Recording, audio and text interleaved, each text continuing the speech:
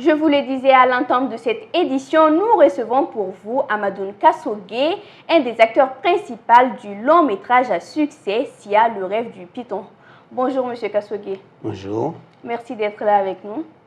C'est moi qui vous remercie. Alors je vais un peu lire votre biographie, ensuite je vous reviendrai pour les questions. Merci.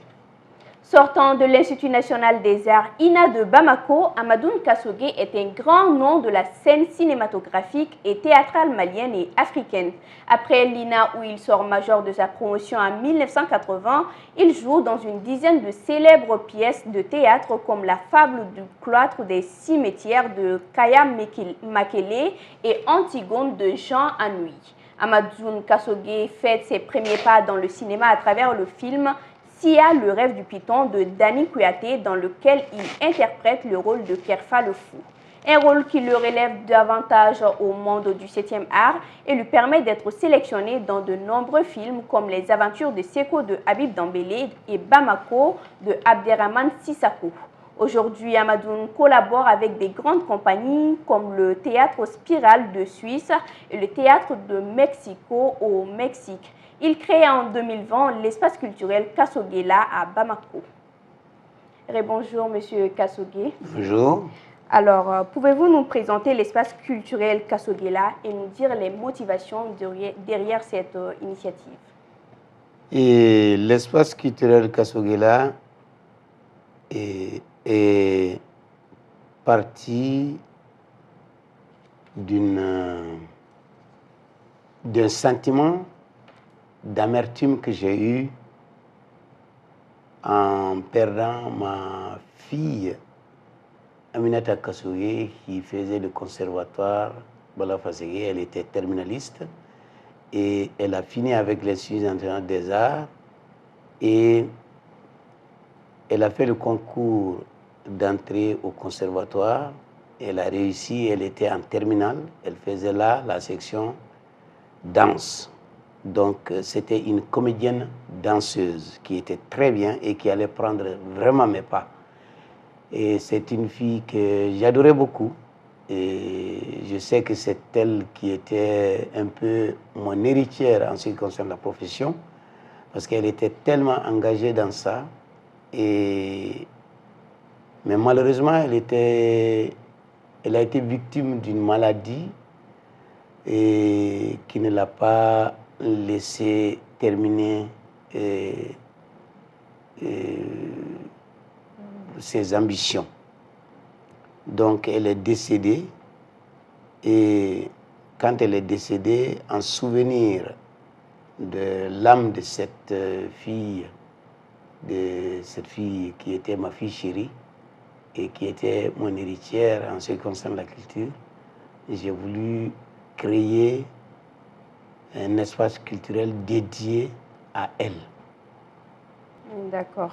Vous voyagez très bientôt vers l'Europe dans le cadre artistique. Peut-on savoir davantage sur l'objet de ce voyage? Alors, je disais tantôt que ça fait plus de 30 ans que je collabore avec le Théâtre Spirale de Genève. Et ce théâtre est en train de fêter son 50e anniversaire. Et il voudrait absolument que je sois là, parce que j'ai joué beaucoup de pièces qui ont vu le jour dans ce théâtre, comme La fable du cloître des cimetières, comme Les émigrés de Mosrek. Pour la fête de leur 50e anniversaire, le metteur en scène et le créateur, le fondateur de ce théâtre voudrait bien que moi je sois là. Ça, c'est une des motivations de ce voyage. Et la deuxième motivation, c'est le théâtre de Neuchâtel. À Neuchâtel, qui est une ville très artistique de la Suisse romande aussi, et dont le directeur s'appelle Robert Bouvier. Et ce Robert Bouvier, c'est un très grand metteur en scène qui a vu le travail que je fais et qui a beaucoup aimé ce que je fais. Et donc, il voudrait créer une autre pièce avec moi. Et c'est pourquoi j'ai 2 contrats en Suisse ces derniers temps. Un avec le Théâtre Spirale et l'autre avec le Théâtre du Passage de Neuchâtel. J'en parlais tout à l'heure dans votre biographie. Vous avez joué un rôle à succès dans le film Sia, le rêve du python. Alors, pouvez-vous nous évoquer le souvenir le plus marquant que vous avez de ce film? Le souvenir le plus marquant que j'ai de ce film, c'est d'abord, puisque ce film a été l'un des films qui a guidé mes premiers pas dans le cinéma. Ça, c'est une des raisons pour lesquelles je dirais que Sia est quand même un film qui m'a marqué. Et le deuxième aspect, c'est que le réalisateur de ce film, c'est un fils d'un grand auteur que j'ai admiré, d'un grand metteur en scène et d'un grand comédien que j'ai admiré. J'ai nommé Sotigi Kouyaté. Dani Kouyaté est le premier fils de Sotigi Kouyaté. Et tous les enfants de Sotigi Kouyaté adorent ce que je fais et m'adorent moi-même. D'accord. Nous arrivons à la fin de cet entretien. Parlez-nous un peu de vos projets à venir. Et les projets, qu'est-ce que je vais dire? C'est une colle que vous me... Parce que projet pour projet, j'ai collaboré avec beaucoup de théâtres en Europe, avec beaucoup de théâtres ici, avec beaucoup de metteurs en scène et puis beaucoup de réalisateurs. Aujourd'hui, par exemple, je suis en train de travailler avec Alioune Ifrandiaï, un garçon que j'adore beaucoup, qui est en train de faire un film. Je suis en train de travailler là-dessus. Hier même, j'étais sur le plateau et demain, j'y serai avant de voyager. Donc ça, c'est ce que je suis en train de faire. Maintenant, la perspective.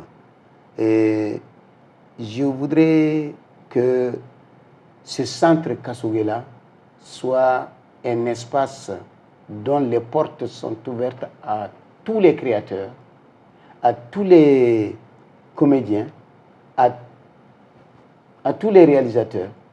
Et c'est pourquoi il y a là la formation, la création et la résidence d'écriture. Donc, il y a des danseurs, les danseurs sont invités, les hommes de théâtre sont invités, les hommes de cinéma sont invités. C'est la maison de tous les arts. Et donc, voilà ma perspective. Ça, c'est ce que je vais faire. Je suis en train de demander par-ci, par-là des gens pour qu'on m'aide à édifier l'espace comme il faut. Mais pour le moment, tout ce que j'ai engagé, c'est de ma propre... c'est de votre propre volonté. Voilà, c'est de ma volonté, c'est de ma propre poche. Mais je voudrais bien que ce soit un centre qui soit à l'échelle nationale et qui ouvre ses portes à tous les artistes du Mali et d'ailleurs. D'accord. Voilà. Merci, M. Kasogé. On Merci. vous souhaite encore beaucoup de merveilleuses choses. Merci. C'était Amadoune Kasogé, acteur et homme de théâtre malien.